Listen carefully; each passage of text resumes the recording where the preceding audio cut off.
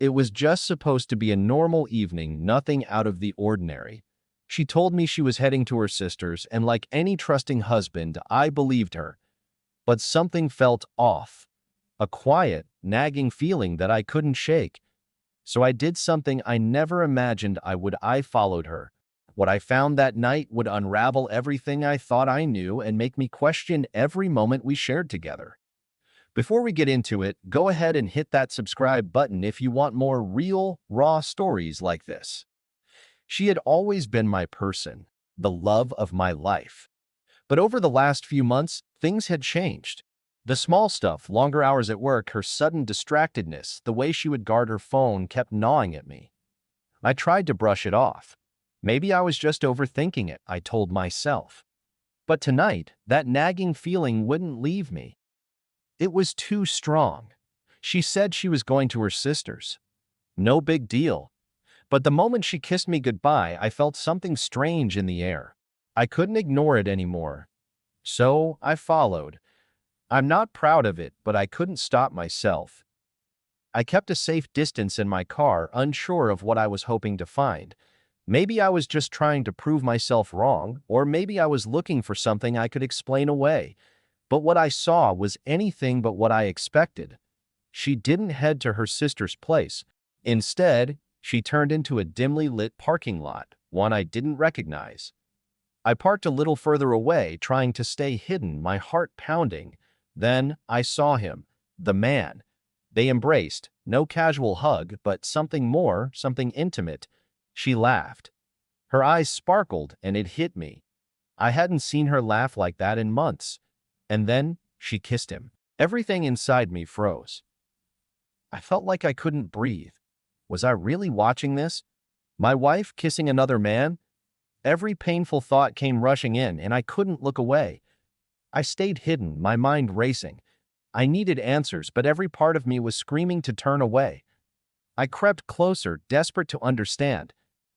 I had to know, had she been seeing him for months? Was this the start of something serious? Then I heard their conversation, and everything shattered.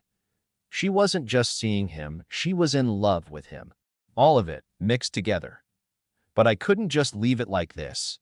I had to confront her. So I stepped forward. She froze when she saw me. Her face, full of guilt and regret, told me everything I needed to know. "Who is he?" I asked, my voice barely above a whisper. "How long?" I demanded.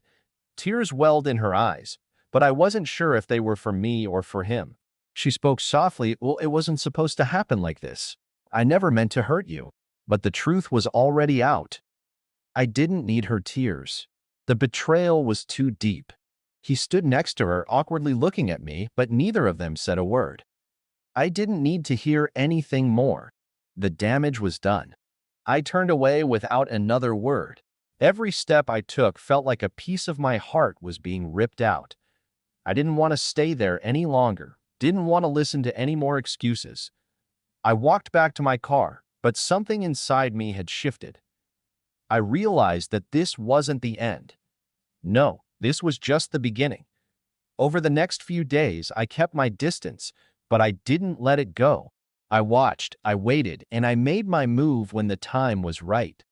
I had something she didn't expect, something that would turn this around. I sent her a message, a simple screenshot of the conversation I had found between her lover and a mutual friend. The apology he wrote, explaining everything, saying how sorry he was for getting involved with her. I sent it to her without a word. She called me in a panic. Her voice was shaking. "How did you get that?"